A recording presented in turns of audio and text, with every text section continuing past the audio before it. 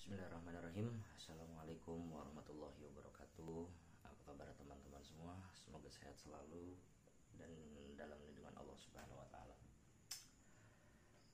Di pertemuan kita pada hari ini, kita akan membahas masuk langsung ke pembelajaran tentang terbiasa menjaga wudhu dan mempraktekannya. Nah, nanti yang sudah aku susun di Word, itu teman-teman bisa membaca tentang keutamaan atau manfaat dari wudhu tersebut.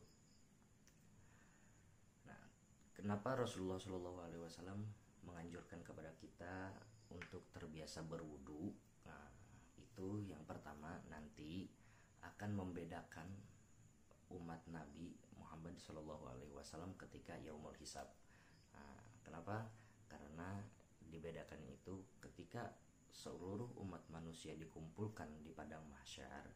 Nah, nanti umat Nabi Muhammad itu akan dibedakan dengan sinar dari setiap bagian anggota wudhu yang dibasuh ataupun yang dibersihkan.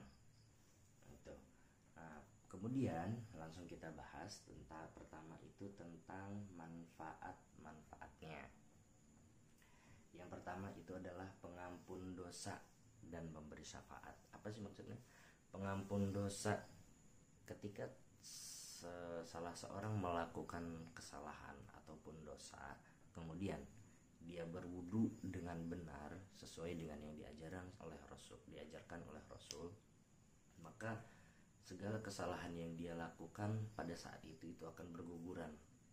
Nah, yang membersihkannya apa itu? Nah, yang membersihkan itu adalah air dari air wudu itu sendiri. Kemudian pemberi syafaat. Nah, pemberi syafaatnya itu, seperti tadi yang udah aku jelaskan di awal. Kemudian yang kedua, menjaga kesehatan. Orang yang suka berwudu itu akan menyehatkan badannya. Kenapa? Karena dari wudu itu sendiri tujuannya untuk mensucikan. Artinya kotoran, penyakit itu akan keluar ketika basuhan anggota wudu itu benar sesuai dengan ajaran Rasul. Ya, kemudian selanjutnya yang ketiga adalah identitas muslim pada hari perhitungan. Tadi udah aku kasih tahu di awal, ya, sebagai tanda bahwa untuk membedakan antara umat Nabi Muhammad dan umat-umat Nabi yang lain. Kemudian yang keempat ialah petanda keimanan. Kenapa disebut petanda keimanan? Karena orang yang beriman itu akan senantiasa mendirikan sholat, kemudian otomatis harus berwudu. Nah, itu maksudnya. Kemudian yang kelima ialah pembersih noda dan penambah amal. Nah, tadi orang yang sering berwudu itu akan bersinar wajahnya. Kenapa? Karena kotoran dari yang ada di tubuh seseorang tersebut pasti akan jatuh. Dan juga sebagai penambah amal. Kalau seandainya selalu dijadikan rutinitas, kemudian selalu dijaga wudunya, nah itu akan menjadi penambah amal atau menambahkan pahala itu sendiri. Kemudian yang keenam ialah memberi cahaya anggota wudu saat hari kiamat. Nah, itu tadi udah dijelaskan juga. Kemudian yang ketujuh ialah terangkat derajat di sisi Allah Subhanahu wa taala. Nah, ada sebuah cerita, itu cerita Bilal bin Rabah. Seperti yang mungkin sebagian teman-teman udah tahu, bahwasannya ketika Bilal bin Rabah ditanya oleh Rasulullah, "Wahai Bilal, apakah amalan yang biasa kau kerjakan selama kau hidup sampai saat ini, sampai telapak kakimu itu sudah terdengar di surga?" Apa kata Bilal bin Rabah?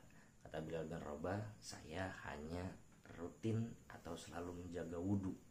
Nah, itu sebagai perangkat derajat di sisi Allah Subhanahu wa taala. Kemudian yang kedelapan ialah dikeluarkan kesalahan dari badan. Nah, tadi udah dijelaskan segala kesalahan yang dilakukan, baik itu disengaja ataupun tidak disengaja.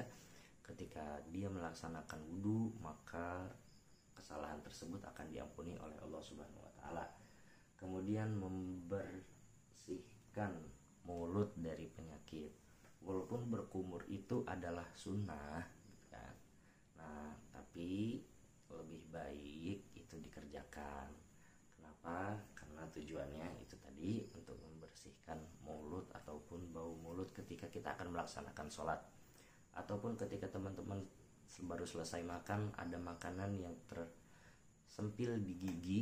Nah, itu harus dibersihkan supaya ketika kalian teman-teman sholat itu bisa tenang, nggak perlu main-main untuk mengeluarkan salah satu bagian makanan yang tersisa di gigi.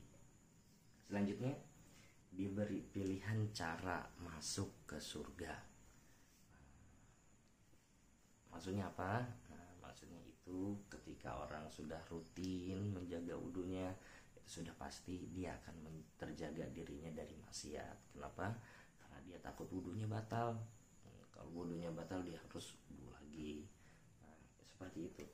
Kemudian selanjutnya ialah melepas ikatan dari setan pada saat apa? Pada saat tidur.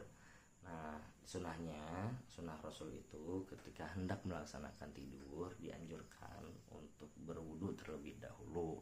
Kenapa? Karena kalau seandainya tidur dalam keadaan wudu, ya itu akan dijaga atau dilindungi oleh malaikat yang diperintahkan oleh Allah Subhanahu wa taala. Kemudian ialah mengejar pahala sholat jamaah tertinggal. Nah, artinya ialah kalau seandainya wudhu itu dilaksanakan, nah, kemudian mengakibatkan teman-teman masbuk ataupun tertinggal beberapa satu rakaat lah atau beberapa gerakan, maka itu tetap harus diperlahan, tidak perlu buru-buru. Nah, kalau seandainya nanti terburu-buru, itu yang ada wudunya tidak akan sah. Kalau seandainya wudunya tidak sah, otomatis sholatnya juga tidak sah. Dan yang terakhir, bukan terakhir. Dan selanjutnya ialah mendulang pahala saat tidur. Tadi sebelumnya itu adalah supaya terlindung dari setan. Nah, kenapa dianjurkan wudu dulu sebelum tidur? Karena ketika teman-teman wudu sebelum tidur, nah pada saat teman-teman tidur itu akan terus dihitung sedang beribadah. Kenapa? Karena sedang dalam wudu. Nah, kapan batalnya? Nah, nanti kita bahas di pertemuan selanjutnya. Kemudian berbuah rumah di jannah, artinya bagi orang yang selalu menjaga wudunya, rutinitas berwudu. Jadi artinya bukan dalam wudu untuk sholat aja, tapi ketika dia menjaga wudunya itu, maka Allah akan menyediakan rumah baginya di surga nanti. Dan yang terakhir ialah sebagai perhiasan di akhirat. Nah, maksudnya apa? Nanti bisa teman-teman baca di catatan yang sudah aku kirim ke Miss Novi. Nah, baik, cukup itu saja yang bisa aku sampaikan. Kurang lebihnya mohon maaf. Wassalamualaikum warahmatullahi wabarakatuh.